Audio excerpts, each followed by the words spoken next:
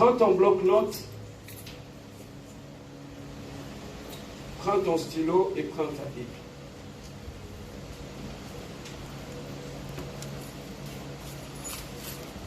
Les thèmes que Dieu m'a mis à cœur, que nous allons exploiter aujourd'hui, je l'ai intitulé quoi?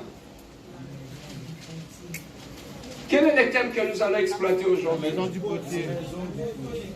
La maison du potier. Ça, c'est le thème que Dieu m'a mis à cœur, que nous allons exploiter. Peut-être tu regardes sur la photo, tu vois le vase que le potier est en train de fabriquer. Et c'est sur ces thèmes-là que nous allons aujourd'hui nous attarder. Et là, tu peux m'envoyer le verset, notre verset du jour. Nous allons prendre celui de Jérémie 7. Alors, nous allons prendre nos Bibles dans le livre de Jérémie, chapitre 18. Nous sommes à l'université de la parole. Jérémie chapitre 18, verset 2.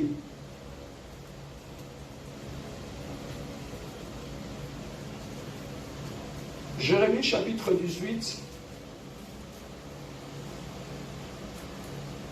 Nous lirons du verset 1 jusqu'au verset 6. Jérémie chapitre 18, du verset 1 jusqu'au verset 6. Est-ce que nous sommes tous là? Je lis au nom de notre Seigneur Jésus-Christ.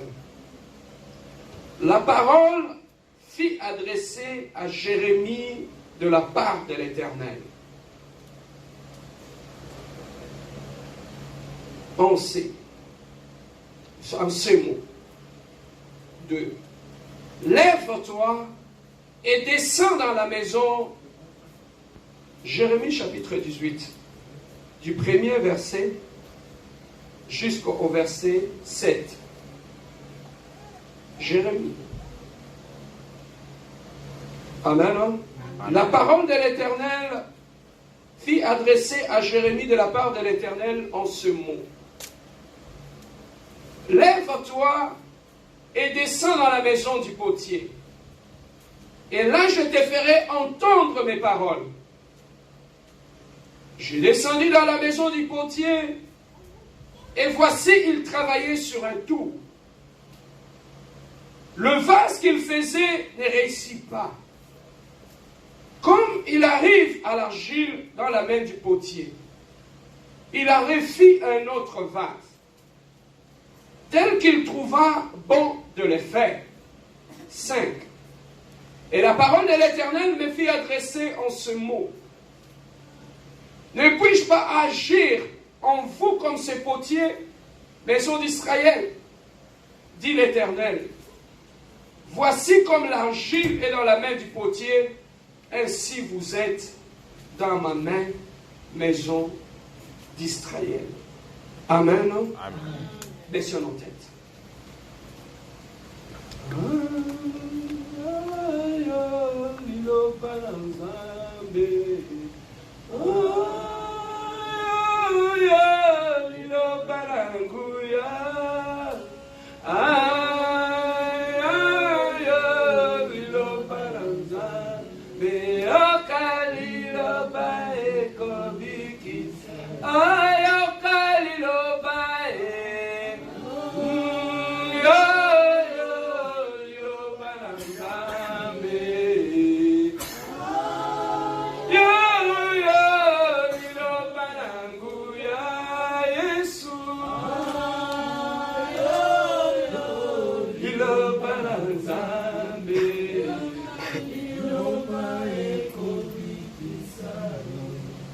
Éternel, maintenant que nous voulons parler de toi, nous voulons t'écouter.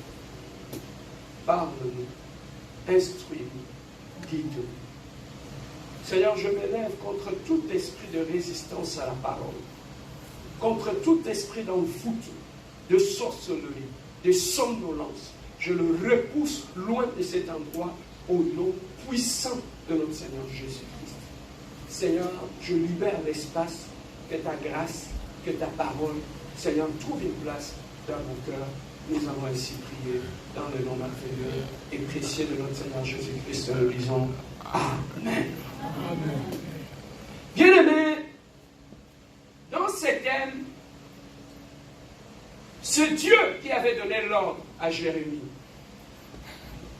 Dieu avait donné l'ordre à Jérémie pour lui dire, Jérémie, mon prophète, lève-toi, parce que moi, j'ai des choses à te dire. Vous savez, à ce moment-là, lorsque Dieu voulait parler à son peuple, deux fois, il utilisait les prophètes. Il envoyait les prophètes pour que le prophète aille apporter le message à son peuple. Mais la Bible nous dit, Dieu nous parle tantôt d'une manière ou tantôt d'une autre. Dieu avait demandé à Jérémie de sortir de sa maison. Il lui a dit, Jérémie, sors, va dans la maison du potier. Jérémie ne savait pas pourquoi Dieu lui avait demandé de sortir de chez lui et d'aller à la maison du potier. Et là, dans la maison du potier, Dieu voulait passer un message. En voulant passer le message à Jérémie, Dieu lui a dit une chose. Jérémie, vas-y, observe ce que le potier est en train de faire.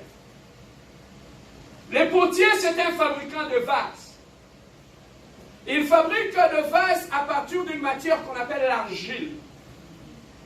Il prend l'argile, c'est comme la terre, il le mélange avec l'eau, il le malaxe, et ensuite il va le mettre sur une sorte de tour. Ce tour-là va se mettre à tourner, et pendant que ça va se mettre à tourner, lui va placer ses mains tout autour de l'argile, afin de donner une forme à l'argile. L'argile qui était une masse qui était informe, mais le main du potier peut faire en sorte que l'argile puisse trouver la forme.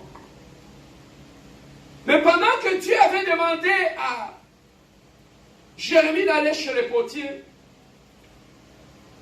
Dieu lui avait demandé une chose, observe le potier. Mais pendant que Jérémie était en train d'observer le potier, Jérémie a remarqué quelque chose.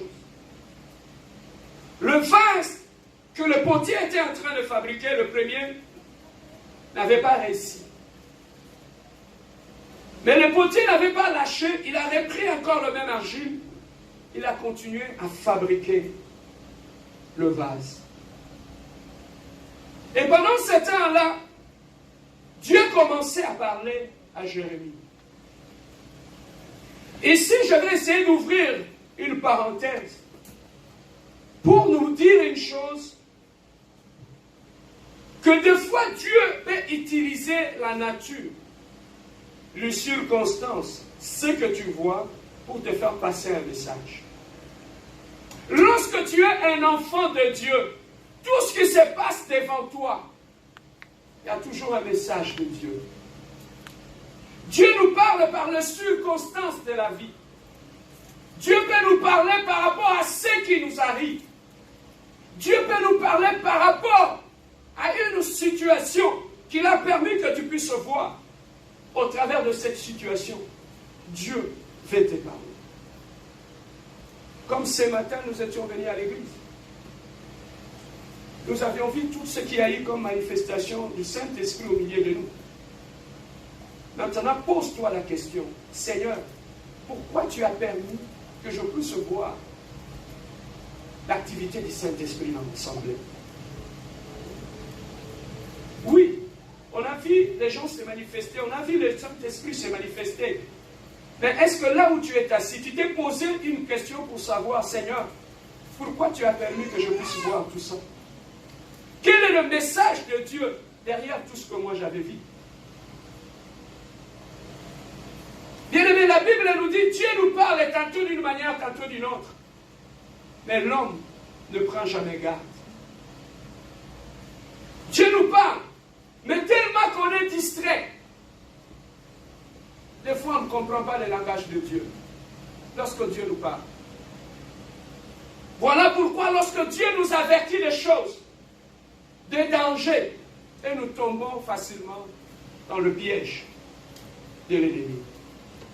Mais ici, Dieu voulait parler à Jérémie.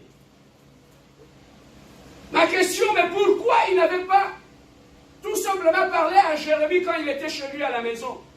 Il a dit, Jérémie, sors, va à la maison du potier, c'est là que moi je vais te parler. C'est là, à la maison du potier, par rapport à tout ce que tu vas voir, c'est là que moi, ton Dieu, j'aurai des choses à te dire.